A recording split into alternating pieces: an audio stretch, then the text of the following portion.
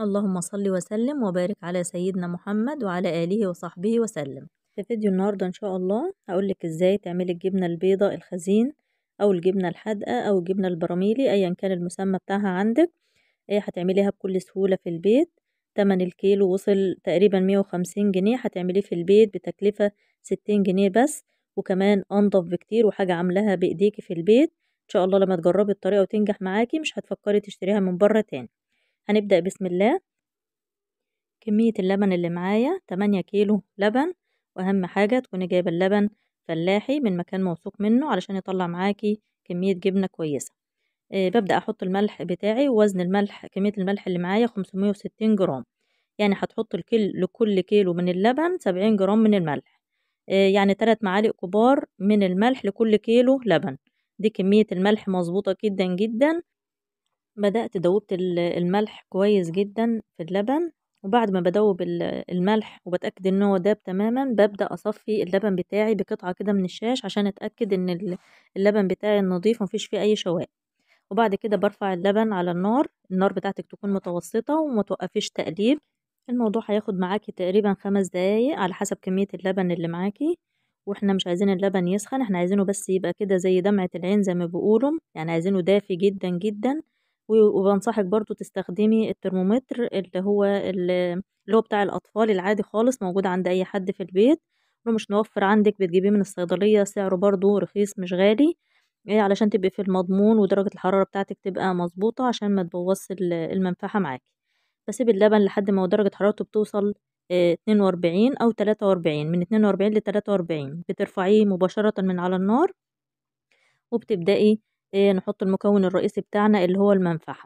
طبعا المنفعة تركيزها بيختلف من مكان لمكان، فانصحك برضو تسألي في المكان اللي انت بتشتري منه المنفعة التركيز بتاعه قد ايه، او كمية المنفعة اللي تحطها لكل كيلو، علشان برضو لو انتي بتستخدمي المنفعة لأول مرة وهتستخدمي كمية كبيرة من اللبن ما تبوظيش الكمية اللي معاكي، لأن للأسف المنفعة في المحلات اليومين دول مغشوشة وبتبقى خفيفة وتركيزها قليل. فللاطمئنان اسألي العطار اللي انت جايبة منه المنفعة. لو قالك مثلا هتحط لكل كيلو معلقة كبيرة، جربي برضو في البداية في كيلو كده حطي معلقة من المنفعة، ولو ربط معاكي وكويس يعني كملي بقية الكمية عشان برضو تكوني في الأمان. انا بدات حطيت المنفعه بتاعتي لكل كيلو من اللبن، حطيت معلقه كبيره من المنفعه، الحمد لله المنفعه مركزه وانا مجرباها. وبعد ما بتحطي المنفعه بتقلبي اللبن في جميع الاتجاهات علشان المنفعه تتوزع معاكي كويس.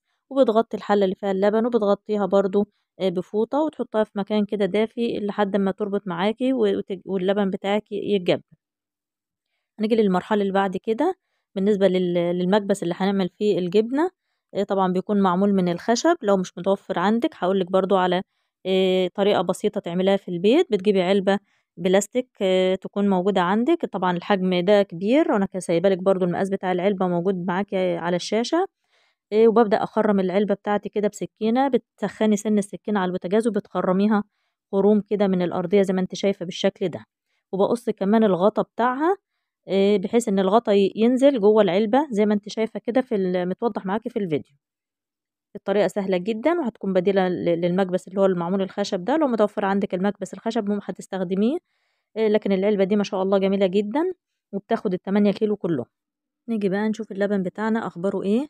طبعا اللبن بتاعنا المفروض مدة التجبن بتاعته تكون ساعة. لو المنفعة بتاعتك مركزة وكويسة بتاخد ساعة واحدة بس وتلاقي اللبن بتاعك ربط وبقى جميل جدا، وممكن تبدأي تصفيه بعد الساعة دي.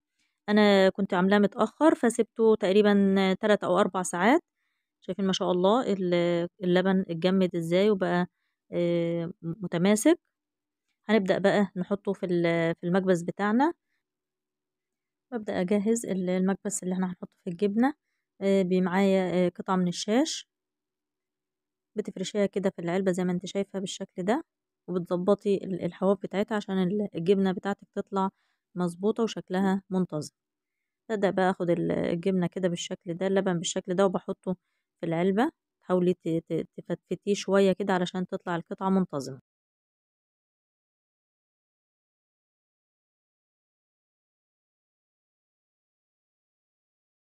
وتبدأي تساوي كده اللبن بتاعك في الجوانب علشان برضو تتأكدي ان كل الجبنة منتظمة وطالعة شكلها منتظم. انا ممكن احط الكمية كلها، تبقى بس شوية صغيرين هحطهم في علبة تانية صغيرة عشان مش عايزة القطعة بتاعة الجبنة تبقى مرتفعة قوي. وتبدأي تغطي كده الجبنة بالشاشة كده زي ما انت شايفة، وبحط غطا العلبة. أهم حاجة ما بتكبسهاش بأي حاجة، احنا هنسيبها تصفى كده براحتها خالص. دول شوية اللي اتبقوا معايا هحطهم في علبة تانية صغيرة.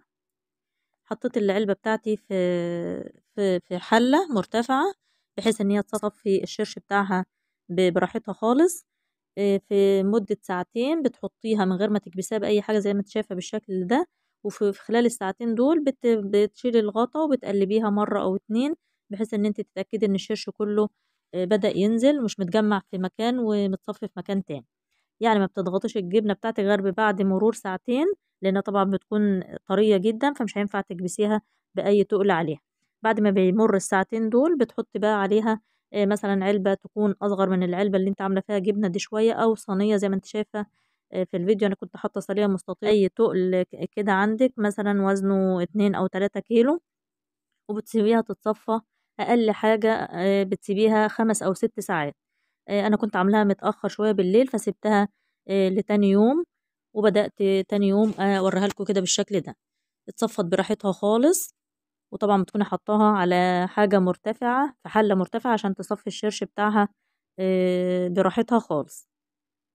وزي ما قلت لك في الساعتين الأولانيين اللي احنا سيبناهم تصفي فيهم الشرش دول ما ضغطناهاش بأي حاجة خالص، لأن طبعا بتكون طرية جدا. ده شكل الجبنة تاني يوم ما شاء الله جميلة جدا ومتماسكة. شايفين ما شاء الله منظر الجبنة روعة روعة روعة.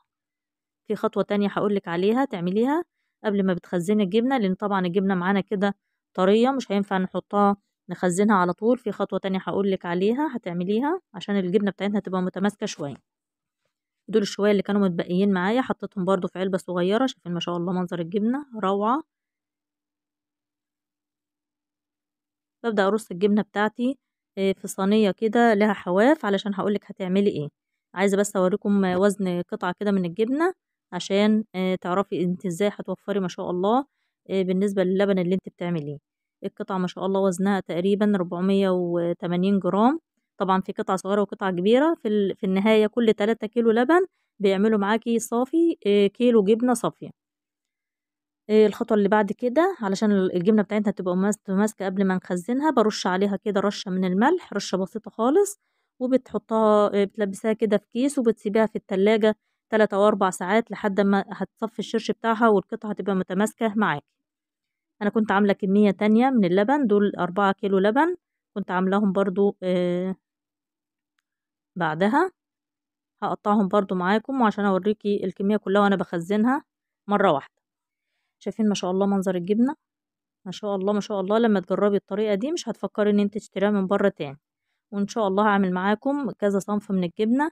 الجبنة اللي هي ملحها خفيف والجبنة اللي بالفلفل ان شاء الله هعمله معاكم، فانزل لكم فيديوهات للطريقة بتاعة الجبنة بحيث ان شاء الله تعملي كل انواع الجبنة في البيت. شايفة ما شاء الله الجبنة منظرها روعة وناجحة 100%. تابعي بس كل المعلومات اللي قلتلك عليها، معلومات بسيطة جدا هتعمليها وان شاء الله هتنجح معاك. قطعت برضو كمية الجبنة التانية معايا وبرش عليها برضو رشة بسيطة من الملح وبتسيبيها 3 أو 4 ساعات بحيث ان قطعة الجبنة تتماسك معاكي وما تتهرش منك لما بتحطها في الشرش عشان تملحيها. كمية الشرش كلها اللي نزلت معانا باخدها وبغليها على النار لمدة 5 دقايق. يعني بتسيبيها على النار لمدة 5 دقايق من بداية ما بتغلي. شايفة بالشكل ده. طبعا خدي بالك لان الشرش برضو فيه كمية لبن فممكن يفور منك، فتكون ايدك فيه كده وبتظهر كده رغاوة على الوش. طبعا لازم تستبعديها كلها لان دي طبعا بتبوظ الجبنة معاكي لما بتخزنيها. انا بوريك ازاي الشرش بيغلي مهديه النار طبعا عشان ما يفورش مني، وبتشيلي اي رغاوة بتظهر كده على الوش. وبعد ما بتغليه لمدة 5 دقايق بتسيبيه يبرد تماما. شايفه ما شاء الله منظره بقى شفاف خالص لان أنا طبعا سبته يبرد خالص. وده شكل الجبنة بعد ما مر عليها 4 أو 5 ساعات. شايفة نزلت برضو كمية الشرش اللي فيها وبقت القطعة كده متماسكة. انت ممكن تسيبيها ليلة كاملة في التلاجة مفيش اي مشكلة لحد ما تخزنيها.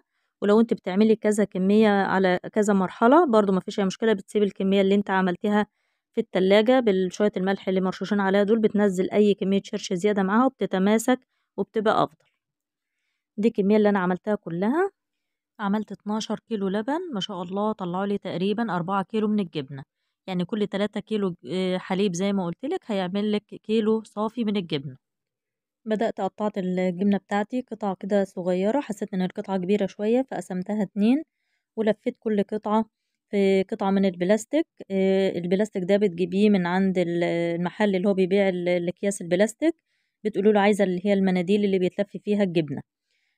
او لو مش متوفر عندك ممكن تستخدمي كاس بلاستيك، بتقصيها وبتقطعيها كده وبتلفي فيها كل قطعة من الجبنة زي انت شايفة كده في الفيديو.